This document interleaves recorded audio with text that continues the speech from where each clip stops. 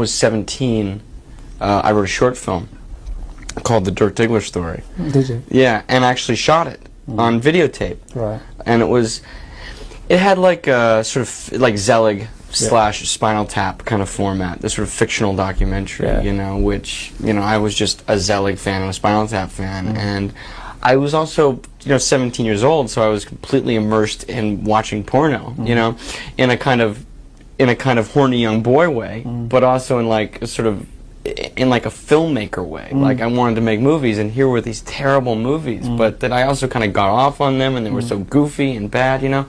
So sort of all those things were kind of, and I lived in the Valley too, in the San Fernando Valley, which is the capital of porn production. So it was always kind of peripherally around me. There was a warehouse near where I went to high school that had, there was like, here would be sort of like a portion of the warehouse that had some signage, you know, and then there'd be another one with a big sign, and then just like a stretch of warehouse that had no signage at all, but a ton of like expensive cars parked out in front. So you're like, what the fuck is going on inside that one with no sign, you know?